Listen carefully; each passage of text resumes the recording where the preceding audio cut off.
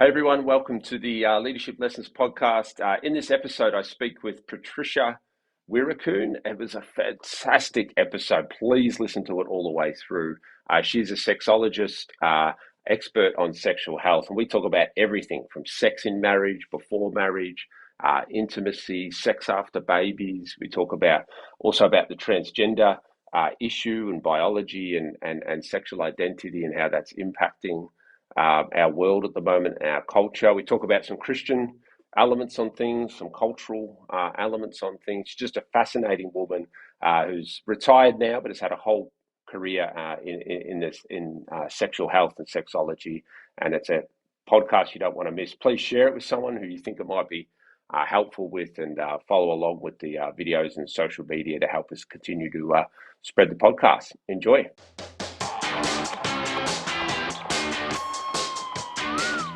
Well, welcome to the Leadership Lessons podcast. I'm here today with Patricia Weerakoon, and she is a sexologist, sex educator, and writer. So this is going to be very exciting. Patricia studied medicine at the University of Sri Lanka, sexology at the University of Hawaii, before coming to Australia and the University of Sydney, where she was the director of an internationally recognised postgraduate program in sexual health.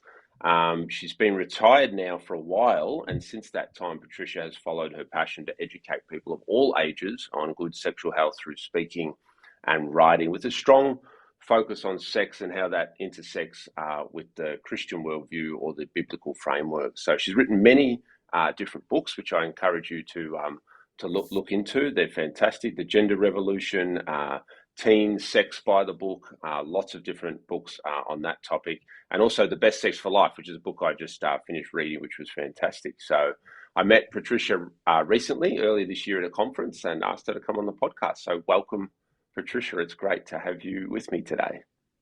Great to be with you. Thanks for having me on. It's great. Well, first of all, Patricia, you've got a fascinating story, which I really enjoyed you sharing a little bit at the conference we were at. So how did a young Sri Lankan woman end up in the field of sex and end up in Australia? Tell us about your journey. Yeah, it's fascinating, but I'll give you like the quickie version. I was born in the tea plantations of Sri Lanka. Very conservative, what we call Tamil Christian family. So I was kind of brought up to go into this arranged marriage and be a good little Sri Lankan girl. But I think I was a rebel from the day I was born, because I was such a tomboy. My brothers were allowed to get out there and do things, but I was supposed to do cooking and cleaning. And I remember even then, I must have been destined to work. I mean, God's destiny to work in the area of gender and sex, because I used to tell my mommy, I want to be a boy, I want to be a boy. And she would say, that's nice, dear, let's talk about it later, but come and help me with the cooking. So I always kind of wanted to be different. And so it seemed natural that when I went to a Methodist missionary school, I, after that, decided education is how I'm going to get my freedom. So I went to medical school, did medicine, and then was teaching at the medical faculty, met and married my wonderful husband, who is the other ethnic group. I'm Tamil, he's Sinhalese. And that was a bit of rebellion right there, kind of Sri Lankan version of Romeo and Juliet. Went to Hawaii. That's where I like to say I brought my twin passions of God and sex together, working in sexuality and sexual health, which in 1980 was like cutting edge work at that time. My professor, Professor Milton Diamond, was one of the world's best known researchers in gender and sexuality. So I was studying with him and worshiping in a wonderful evangelical Baptist church. So I was able to bring my passions of God and sex together. Went back to Sri Lanka. For 6 years, I was the only sex therapist in the country, busy with 20 million population. And then 35 years ago, my husband and son and I migrated to Australia, mainly because of the ethnic problems. But I was very blessed. I got into the University of Sydney. And for 23 years, I was an academic. The last 8 years, as you mentioned, I was director of the graduate program in sexual health. Retired 12 years ago at the age of 64, thinking I'll do retirement things.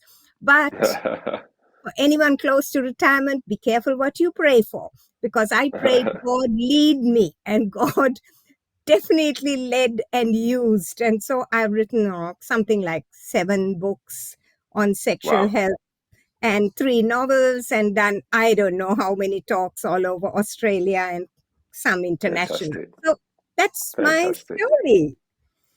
That's really good. Well, it's an incredible story, and I love hearing people's stories on the podcast, especially people that have, like yourself, become leaders in different fields, leaders in the church, and yeah, it's just fantastic. I do understand a little bit about the Sinhalese and Tamil difference and controversy there. I remember here reading about the civil war that happened in Sri Lanka and everything. So can you tell us what was difficult about marrying someone from the different ethnicity? Did you receive family backlash for that? Yeah, because my husband belongs to the majority ethnic group who are mostly Buddhists, although he was always a Christian. And Hmm. my family are Tamils, where the majority were Hindus, although we were Christians. Because my great grandfather, no, my grandfather was converted, and he was converted by this wonderful Welsh missionary who changed his name from Rasaya Muthuvelu Ratnam to Roberts. So I grew up as Yes. Patricia Roberts, about as Welsh as you got in Sri Lanka in the 1940s. So anyway, Wow.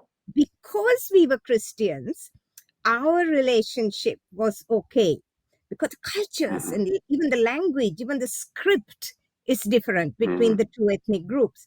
But yes, we did have some discomfort from both sides of the family, saying, how are you going to make this a go, because of all the ethnic problems and what we used to call the race riots. But look, God is good, and God is always got a purpose. And my darling husband, the most wonderful thing, Caleb, is that I've always been in this weird space of doing weird things with my life. And my beautiful husband is like the most wonderful straight-laced man ever. But the one thing he always does is pray and read the word Ah, of God. And there isn't a fantastic. day, unless we've been both miserably sick, a day in our 50 years, almost 3 months short of 50 years of marriage, Wow. when we Wow. haven't prayed together on an evening. Fantastic. And I think that Fantastic. actually, to every one of you young marrieds out there, that has been the glue that has held Hmm. me actually in all these things that I have done. Fantastic. Wow, I love that. That's so special. And it's so great to hear from someone yourself who's a sexologist and expert in this area talk about marriage and what holds that together. It isn't only good sex or or doing that side of the relationship properly, but that spiritual connection, having spiritual health in your relationship is so vital. I know as a pastor that something that I encourage, especially young couples getting married. You've got to have spiritual connection, calling together, understand the purpose of your life in God. Because things like sex or friendship or common interests, they won't hold you forever, but God can hold you together for a long time. So that's fantastic. So, how did you get into the sexologist side of things? Because I don't understand how the pathway works, but I imagine it more starts in medicine or something, and then you specialize. How did you specialize in that area, and why did the passion arise in that area? Well, I think I kind of drifted into it because I did Uh-huh. medicine, and then I was the only woman, kind of the only woman who was in the physiology lecturing, and I had to do reproductive physiology.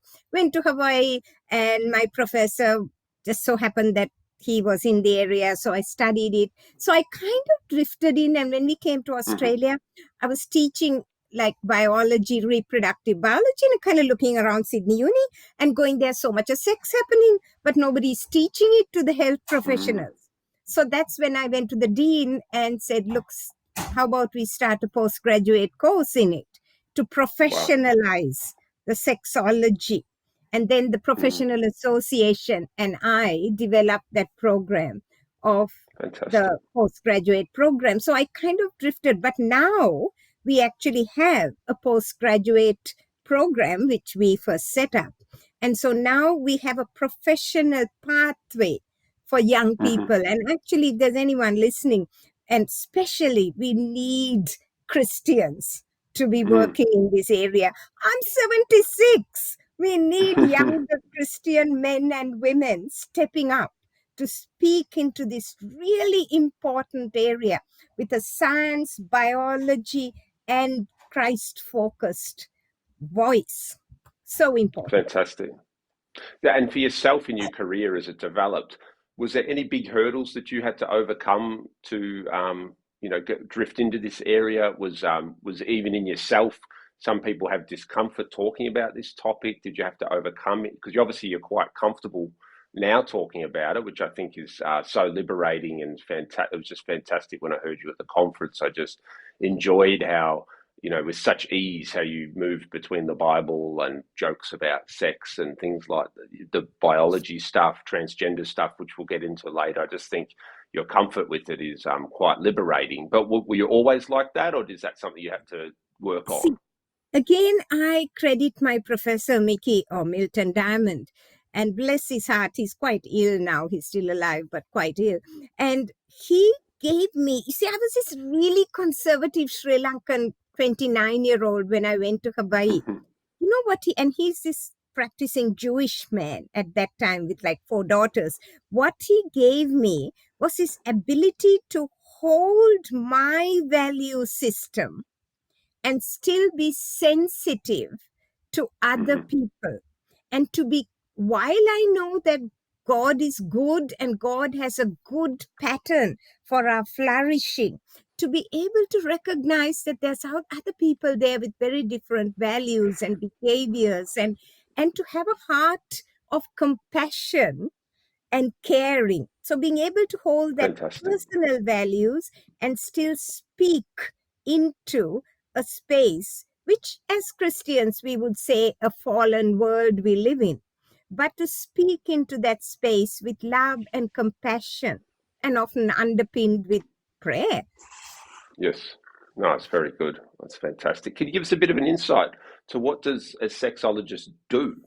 Like, what do you do with your Oh time God. outside of just lecturing at university? Like, yeah, that's I'm curious. Yes, sexologist. Look, it's a broad term which basically covers your studied or studying sex, you're researching it, you're writing about it, you're speaking about it, you're teaching about it, you are doing some counseling or therapy. That's a very Mhm. busy time for a sexologist. My Mm. son says that's why he's an only child, because mom didn't have much time for practical. That's hilarious. That's fantastic. So let's move on to the topic then, a bit more about sex. What do people most misunderstand about sex, do you think, Patricia? Where do people kind of get it wrong? There are two basic areas which kind of almost, which actually contradict each other. On one side of the spectrum, people in our culture see sex as purely a commodity, a tool to be used to satisfy personal pleasure, kind of personal self gratification. We say that with casual sex, pornography, all the sexualization out there, which says just a commodity, just use it. What's the big deal? That's one side.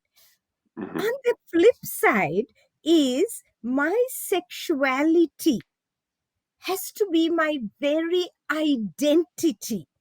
So, whether it be a sexual orientation like gay, lesbian, asexual, whatever, or be a gender label of the 72 plus gender labels out there, that is my identity. And if you don't recognize it and confirm it and celebrate it, then you hate me. So, it's interesting, Hmm. sort of almost opposition. It's nothing, and yet it is everything. And there Mm. lies the real problem in our culture today. Hmm. Hmm. Fantastic. And what about good sex, having sex, healthy sex? Like, what do you think that actually looks like? And I'd love to get into this a little bit more in the more intimate relationship, marriage side of things. Yeah, what does that look like? Firstly, I think the really important thing for all people, young, old, whatever, male, female, married or single, is to recognize that sex does not equate to sexual intercourse. Mhm. Firstly, sex and sexuality is a broad umbrella, and we need to understand intimacy if we want to understand sex and sexuality. So let me just explain that for a moment. Mhm. Intimacy, as most people would kind of be able to define, is knowing someone and being known by that person. So when we talk about intimacy, it is like got all these levels of getting to know and being known. And as Christians, I would always tell people one of the main and foundational things is just having a God focused scriptural intimacy. We read the word of God. There was Paul had so many friends, Jesus had so many friends. That Mhm. friendship level of intimacy at a religious scriptural level. I mean, it's a church, really. I mean, and Yes, so we yes. need that foundation to any form of intimacy.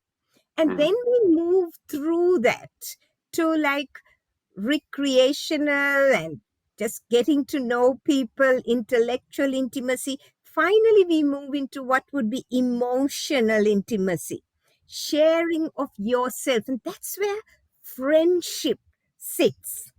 Good Mhm. friends.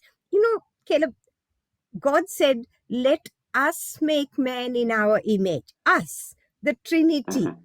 I like to tell Mhm. young people or young marrieds, that's like besties for eternity, the Trinity. Mhm. And so we are created for that kind of emotional closeness.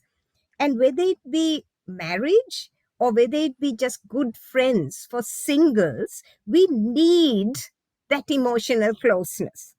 And that Mhm. is important. Now we move into physical intimacy and sexual intimacy. Can you see? We have kind of built up the intimacy, Yeah. and we need to understand that, because if you're a married or preparing for marriage, this is so important. It's not just Mhm. say, jump into bed, wham, bam, thank you, ma'am. No, no, no. We've Mhm. got to start right at the bottom and build this up. So, you have emotional. Then how physical do you get? And that's a whole lot of questions there. I mean, the Mhm. Apostle Paul said, greet each other with a holy kiss. You see, and we hug each other. Post COVID, we are still getting around to it, but hug each other in church. And that is a bonding. And we can Yes. talk about the chemistry of it if you like, the whole desire, love, bonding, which is also so important. But there is a there is a place for that physical friendship intimacy. But especially for Mhm. young people to know the difference between friendship and the erotic intimacy that is only for the dating that goes with, are you the one I want to marry? We would Yeah. say keep away from physical intimacy till you are really Mhm. at that point of, yes, I want to be engaged and married to you. Now we finally move into sexual intimacy. Now, Mhm. so we have moved through all this and we had sexual intimacy. That God clearly says, if you're a Christian listening to this, of course, God says, this we keep for one man, one woman in marriage. God created Mhm. Adam, Eve, brings them together. I like to say that's the first ever arranged marriage. And Adam and Eve, naked, no shame, one flesh. So there you Yes. have. Now, when it comes to sexual intimacy, what is sex? Sex is anything where the two, man, woman, husband, wife, are showing other focused affection. So Mhm. sometimes I'm asked, how many times should we have sex? I say, how about 3 times a day?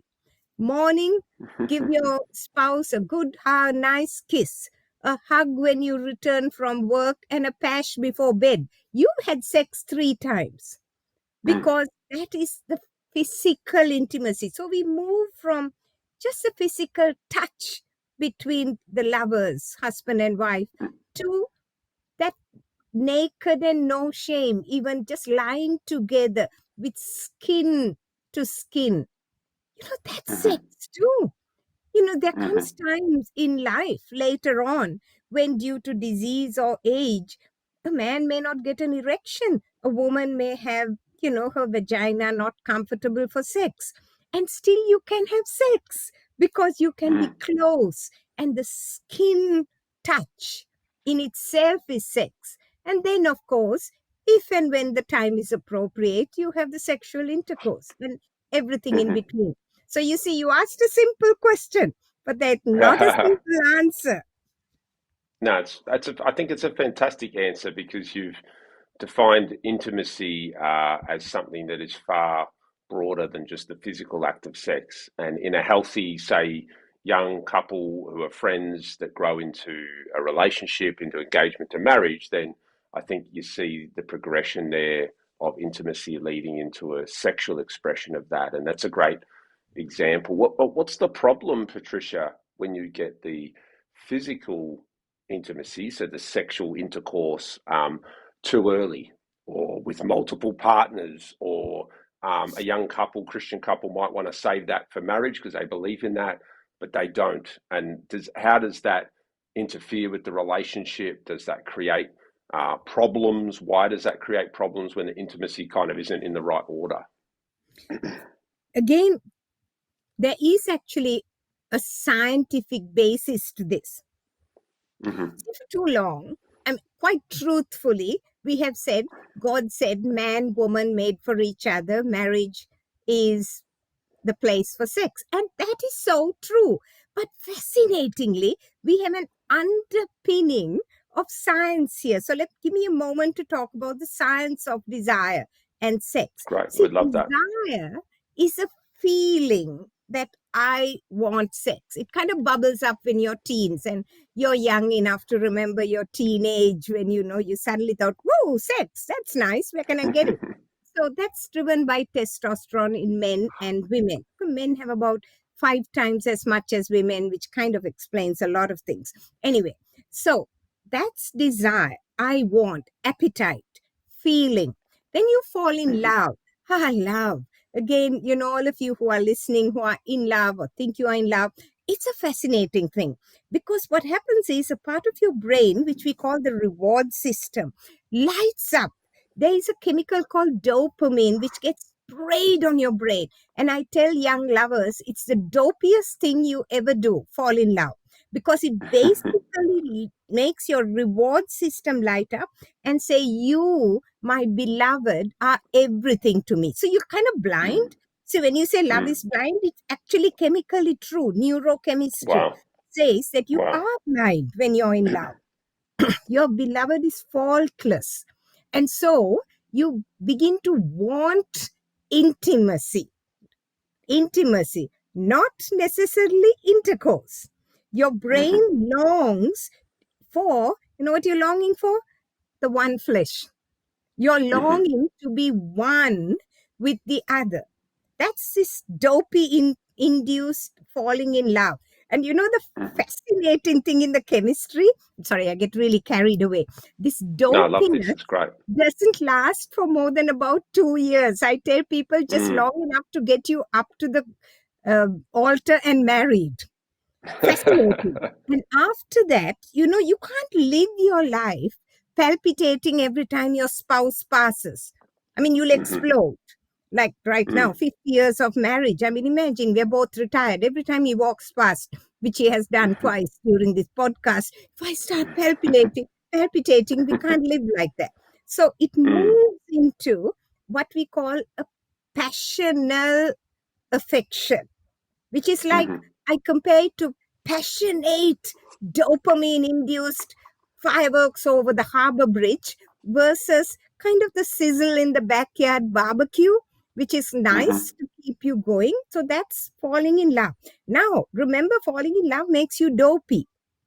So Mm-hmm. if you just follow those feelings, remember, desire is a feeling, falling in love is a feeling, and we live in a world, a culture that says follow your feelings, follow Yes. your desires, follow your heart, our young people Mm. are told. So you follow that, you have sex with the person. You don't wait for that marriage covenant bond. Now, Mm-hmm. what's the problem there? And the problem there is that any sexual intimacy, even not necessarily intercourse, even deep touching and, Mm-hmm. genital touching or body touching, all of that forms a neurochemical bond, different chemicals, oxytocin, vasopressin. Sexual intimacy is a binding act. Mm-hmm. It's binding. Sex is never casual. You bind at a brain and at a deep body, soul level when you are Mm-hmm. sexually intimate. And people say, oh, that's just Christian speaking. No, it's not. Now, Mm-hmm. social scientists and researchers are speaking out. Now, there's a book called The Case Against the Sexual Revolution, written by one Louise Perry. And she says she's not a Christian. But she writes about, just as the title says, that sexual revolution didn't work. The hookup Mm-hmm. culture, the pornification of culture, that sex is casual hasn't worked, especially for women. And we can only just look Mm-hmm. around at the U2, church to all Mm-hmm. the movements. It isn't working because there Yes. is nothing called casual sex. So what happens? To get back finally to answering your question, if young people have multiple partners, it's a bit like you're gluing and tearing apart, gluing and tearing apart. And it's Mm-hmm. almost like you leave a bit of yourself with each person. And when you Mm-hmm. get married and then you add porn into this, your Mm-hmm. brain gets, basically, we call it neuroplasticity, the brain wiring gets Yes. rewired and basically confused. So then you get married and you're carrying all these stories like little video clips in your brain. And Mm-hmm. you begin to compare and be dissatisfied with your Mm-hmm. partner you're married to. So that's a Mm-hmm. concern. Now, if I may, we have a kind of a flip side to that. And this, Mm-hmm. this is, as you mentioned, young Christian couples who say, I will save myself for marriage. Praise God for them. God bless them. But if we don't give them, and this is so important to any ministry people listening, if you Mm-hmm. don't give them good premarital counseling, they go into marriage thinking, oh, we've been good. Therefore, God owes us good sex. And so Mm-hmm. you kind of go to that first night and then things don't work right. And you don't have that, you know, fireworks over the harbor bridge orgasm, and Yes. sometimes you I can't think even in the find. book you call it sexpectations. You talk about Yep. that a lot in the book, which is a Yeah, great you word. go in with expectations of orgasms and the movie style. You rip your clothes Mm-hmm. off and you fall on bed and you have this simultaneous orgasm. Wrong, wrong, wrong. You've got to give yourself time to learn to enjoy each other's body. I tell people, talk. And when Mm-hmm. premarital counseling, explain what the body is like, that male Mm-hmm. female responses are different. Mm-hmm. Men, I say, are a bit like a microwave, one button, and generally they are heated up and ready to go. Women are generally, and I'm generalizing, most of the time a lot more like the oven that needs to be warmed up before the cake goes in. So to Mm. understand and to Why is that, communicate, Patricia? Is there it's a just the way we are. biological I part think to it's the just male and female? biological. It's not cultural. Maybe culture has played into it, but basically men are, and evolutionary biologists will have things to say about it. They say men Mm-hmm. get all excited because they want to run around depositing their sperms everywhere, whereas women Mm-hmm. have one ovum a month, and therefore we kind of protect it, and we want Mm. somebody who will make a good father before we actually let them in. God had a plan, but that's the Mm. reality. And we need to have the communication, which is why, again, we need the premarital counseling. And I tell people, the book you read, The Best Sex for Life, just get young couples to read that before the wedding ring, that Mm-hmm. chapter about engagement, to get to know their body and to talk to each other, to recognize the history of maybe porn use or maybe Mm-hmm. some form of sexual abuse, and which you have to work through and rid before you can move forward. And, don't have those expectations on the honeymoon. Enjoy each other. 1 Corinthians 7, husband, your body belongs to the wife. Your wife, your body. Enjoy the whole body experience. Sufficient said. It's fantastic. Can we just touch on that porn bit there? How this is such a modern problem, if you like. I mean, I imagine from a sexologist point of view, we're still learning what the impact has been of just rampant pornography. 11, 12-year-old boys getting onto pornography and watching it daily for years and years before they even have sex. They've watched, almost the whole internet worth of pornography. Like, what are we seeing, or what are you seeing in this field of the impact of pornography on healthy sexuality and relationships? Is it detrimental? Firstly, one word, it is a catastrophe.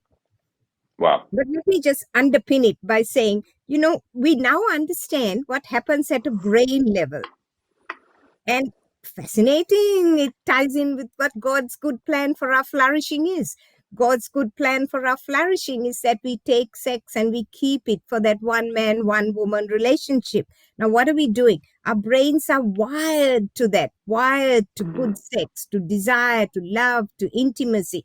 We've What porn does, and I think we need to recognize this, porn is a hyper sexualized stimulation that is mm, available and anonymous and free and out there 24/7. And it is like reached a point of like deviance and violence that mm, plays into the brain and basically rewires expectations of good sex. So mm, younger and younger children, we call it sensitization and desensitization. Sensitization is a rewiring of our nerve pathways in the brain. Desensitized is like, now I accept this and I want more and more and more to meet mm, that same level of excitement. So the brains are now rewired at younger and younger ages to accept pornified behavior as normal. So we are mm, seeing girls who are saying that, I mean, something like 60% of girls interviewed in one study said that they were choked during mm, sex, and they kind of accept that as normal behavior because boys kind of expect it, and all sorts of other horrible behaviors girls say boys expect from.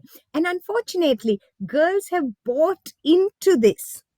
yes. And there's one trend of thought when we come to the transgender phenomenon of an increasing number of teen girls saying they're boys and transgender, is that Mm, are these girls actually fleeing from that mm, pornification of womanhood?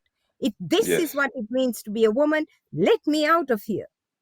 Is Mm, that something that is contributing to it? So we are seeing, so a man who's in porn or a woman who's into porn, and now about 50-60% of women would say they've had some exposure, they can no mm, longer feel desire for their spouse. So we are seeing yeah. increasing numbers of couples where there is low desire in one person, and Mm, you follow it up, you'll find a porn story.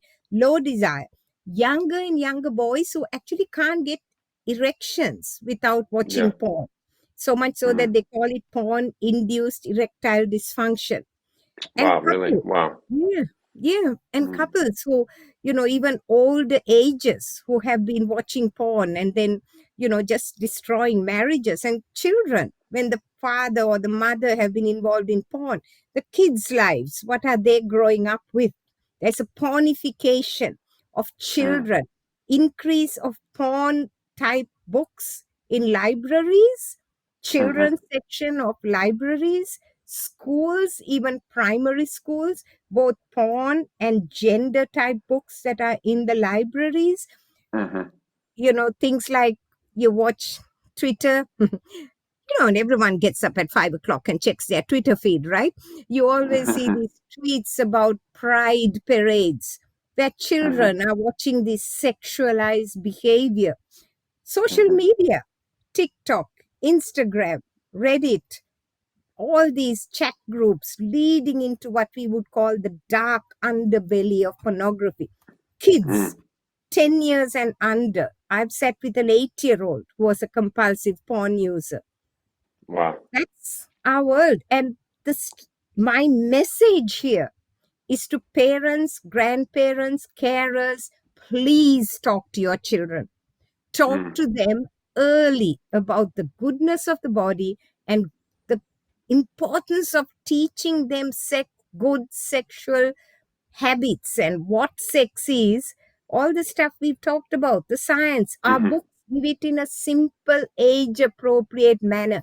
Please talk to the children before social media and the world and pornography talks to It's them. great advice. Yeah, it's great advice because we've tried to take that approach with our children and want to try and do that well as they grow up. Because I totally agree with you, Patricia. We want as parents and even in the church as leaders to be the first voice into Yes. these things like sexuality and sex and relationships, not to be a later voice trying to Mhm, correct years of mhm, porn watching or years of assumption or misassumption or friends educating them on what good sex is. So, what that's about a right. couple, Patricia, Okay.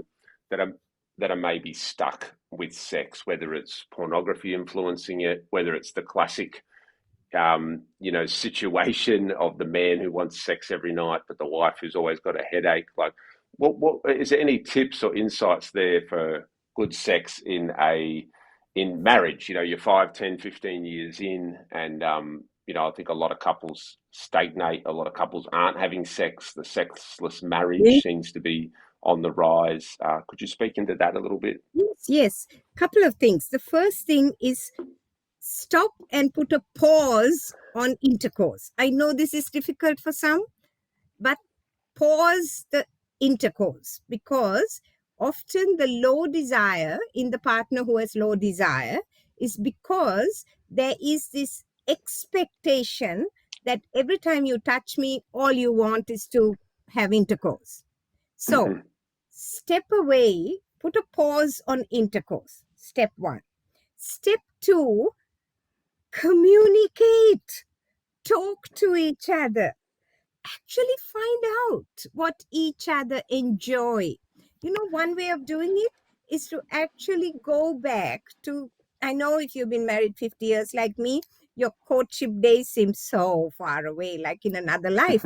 But try and think back to what you enjoyed that wasn't intercourse, be it intimacy or some kind of non sexual touch or just doing things together, and try to bring back those that I call it that early magic back into your life.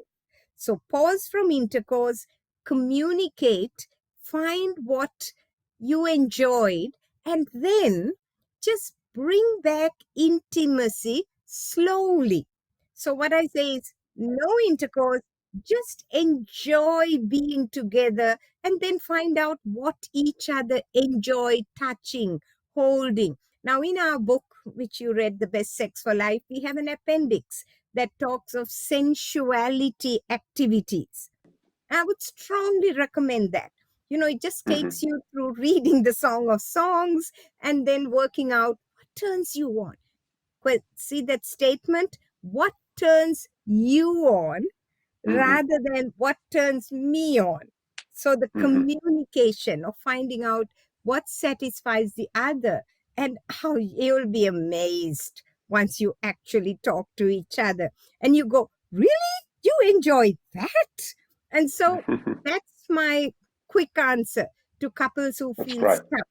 But don't be ashamed to ask for help, because Hmm. sometimes if you can't get an erection, if your vagina's dry, you might need some formal therapy or even some medication. So Hmm. don't be afraid to go and see your doctor, go and see a therapist and ask for help. And there are good therapists around. In the book as well, you talk about sex after babies. What changes before and after? Couple of things after babies. One is that, look, mothers are tired, apart Mm, from the fact that hormone levels are all over the place. So, what I tell couples is, firstly, accept that things are going to be very different. hmm. Second, for a while anyway. Second, again, as I said, take away the intercourse and concentrate on intimacy. Hmm. And most important is, and this is to fathers, play a role in caring for the baby. Because to a mother, especially to a new mother, especially the first baby, seeing the husband caring for the baby is actually a very erotic thing. And Hmm. so you want to get your wife happy, you take the role of carer and let her get some sleep and just let Hmm. her get up for the feeds. And then you talk about how can we be intimate without intercourse. And Mm. I can assure you, you'll have a good sexual intimacy, which later Hmm. on can slide into intercourse when you're both ready. It's great. I really appreciate your approach with the intimacy. I think that's a real something that's really sticking out to me, focusing on intimacy, not on intercourse, and then intercourse becomes a product of healthy intimacy, which would mean good communication, as you've said, being a team as a couple, not competing or fighting over things. Or I think a lot of husbands sometimes get lost after the children come because not only the sexual side of things, but also, they may have been quite doted on or looked after by their wife, and then all of a sudden the children come, and the husband, in a way, I've seen this a lot with men, kind of lose their place, and they were kind of the center of the world, and now the sex is gone, and the time is gone, and the leisure activities is gone, and all those fun things have been a new couple kind of disappear. And I think it's great advice, Patricia, with the communication so important to realize expectations will change. That it's a different life stage. Communication is important, but it doesn't mean we have to live in a place where we lose our sexual side of our relationship, or that it's gone forever, or No, we can never no. get it And back. So, parenting is a joint effort. This is the mm, point. So kids come, it's a joy for the man to be involved in parenting, and then the woman sees that, and it's actually a very sensual thing to her to see the man mm. play a role in the parenting. So go on, guys, get involved. It's great. Finally, as we maybe bring this into land a little bit, just that you've spoken a little bit on the transgender topic, and you touched on that when I heard you speak earlier this year. Why is sexual identity, transgenderism, why is it such a hot topic in our culture at the moment? Okay, I'll give you the really short version. And I want to say that if anyone wants to, and I don't want to necessarily spruik my books, but you've got to get our book, The Gender Revolution, which does cover this in very Great. clear, in a Christian point of view. But I want to just talk to you basically to say that in our culture today, we live in a culture of expressive individualism. What do we mean? We mean that we live in a culture that says, my desires are all that matters. We have my desires, my actions, my very body is mine, and mine to decide what to do with it. It is my choice. So, Mm, we have moved, and this is important we understand, from what we would call traditional culture, where actually someone or something outside of me had a right to say who I am. Now, the majority world is still like this. It's the hmm. Western world we are talking about that has moved to expressive individualism. The majority world, our family, our tribe, our ethnicity, had a right to define us. Hmm. And God or gods in cultures who don't believe in the scriptural God, the Lord, had a role in identifying us. Not anymore. mm, Today's culture tells us we have to look into ourselves, find our authentic self, and live that out. I am my desires. My body is a malleable entity to suit what I want it to be. So it's my body, mhm, my choice. It's driven more than transgender. It drives casual sex, the hookup culture, abortion, my body, I create, I can get rid of it. Euthanasia, mhm, I'm mm, disabled, I'm old, just get rid of him. And finally, I just get my body to be whatever I want to be. Transgender mm, affirmation. So we have seen it. 1980, Caleb, we saw a few men who said, I'm a man, but I want to be like a woman. About 10 mhm, to 15 of 100,000, I think, very few. Now, exponential rise of mm, especially children, teenagers, especially girls who are coming out saying, I am transgender. It's mm, very sad.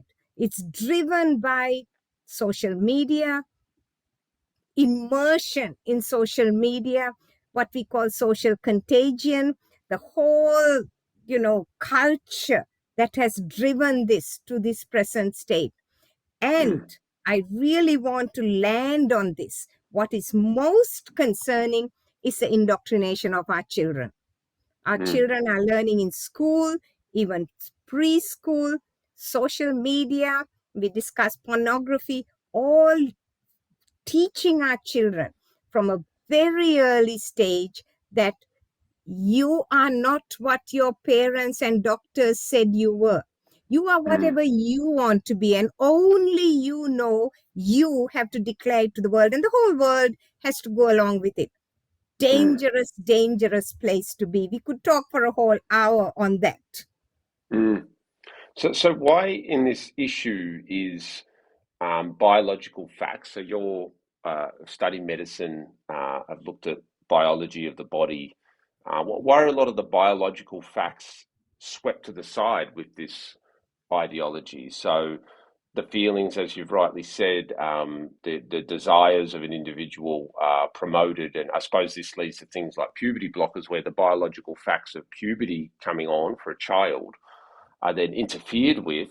I mean, this and that, from what I understand, would be quite unscientific. So we're Yeah, going against the science, against extremely, the natural order.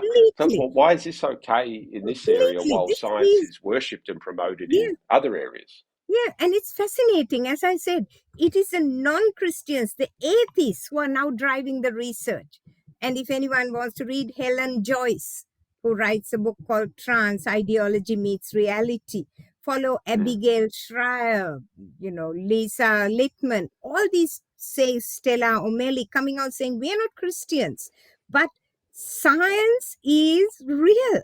And the whole transgender is built on what we call shaky pillars of driving a new language, a new terminology, where even a woman can't be defined as an adult human female. And mm, biology, which is determined at the moment sperm and ovum meet, is now considered some kind of social construction. And mm, it's something that's assigned when you're born. Wrong. Your sex is determined at fertilization. And then mm, puberty, which you cannot pause. Your puberty is not a Spotify tract that you can mm, pause and unpause. Impossible. All this has become a neo language. There's an author called Andrew Doyle who calls it a neo religion in his book mm, called The New Puritans.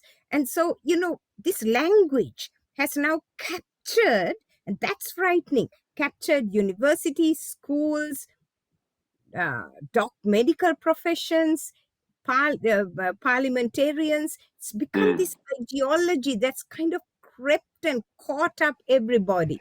And so there's this neo language conflation of, you know, biology is not right, only feelings matter. mhm, Behavior becomes a transgender. So a little tomboy, like I was, is told you really are a boy. A little mhm, effeminate boy is told you are a girl. So mm, behavior is caught up in that for children. And finally, as we discussed earlier, feelings are immutable and must be celebrated and accepted by the world. And biology has now become bigotry. So, like J.K. mm, Rowling, completely cancelled mm, because she said biology matters.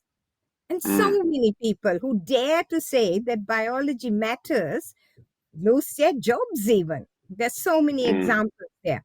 We live in this dystopian, some say Orwellian world, and sometimes it has to implode.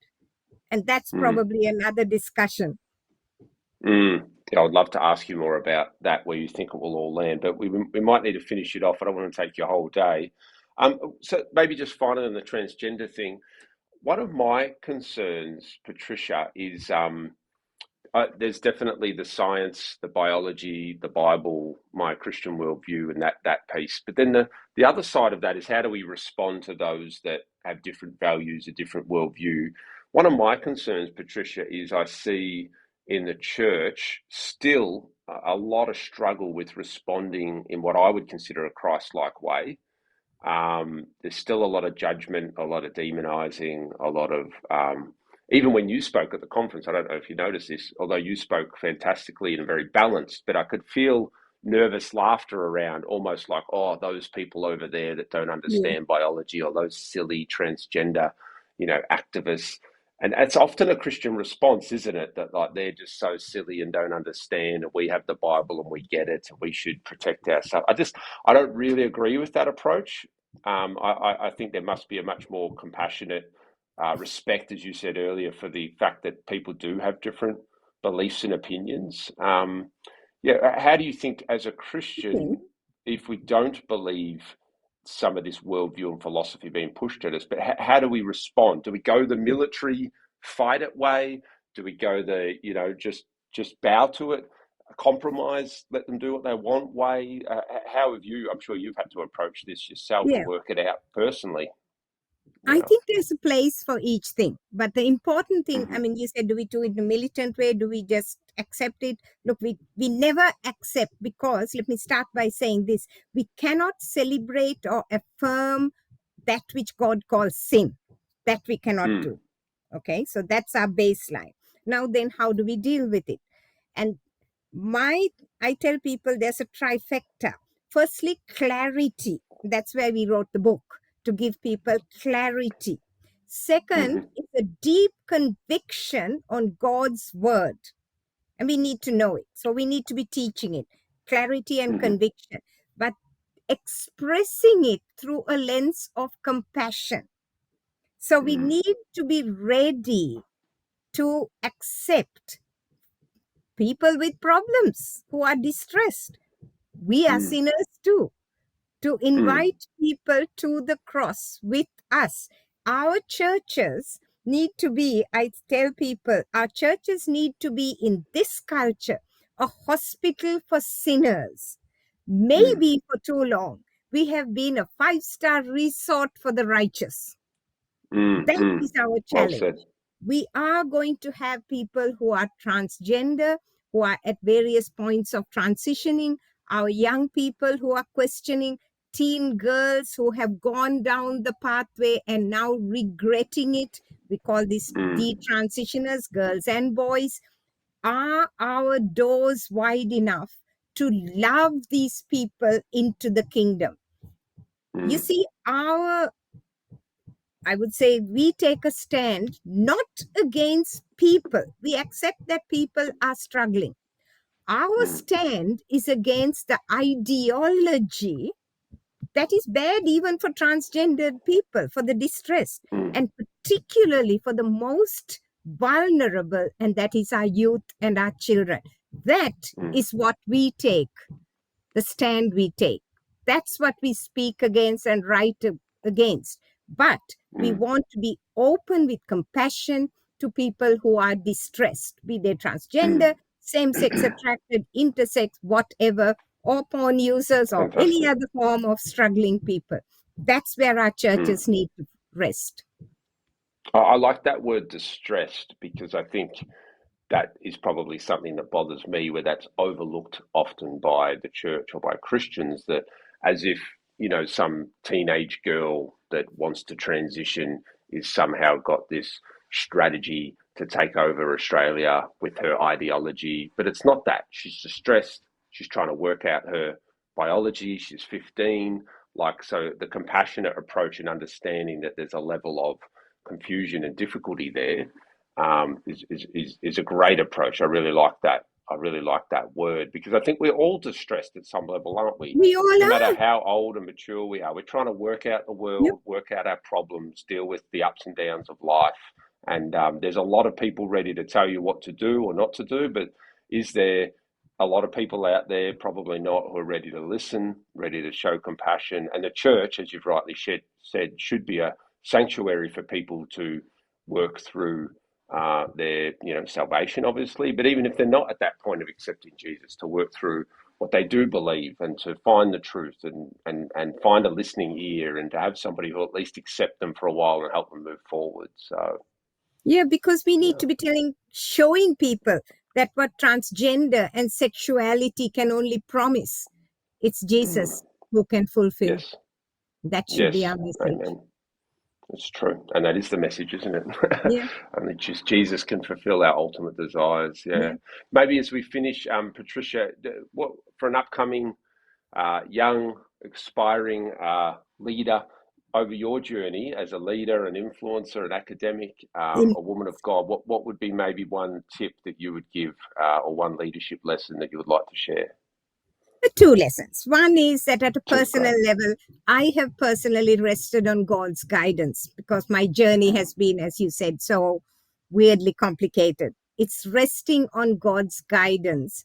And that means Fantastic. sometimes being a servant leader and just listening, and sometimes actually stepping up to leadership. Mm, But mm. in my role as leader, I don't see myself as an influencer, but maybe I am. Who knows? Sometimes people say that.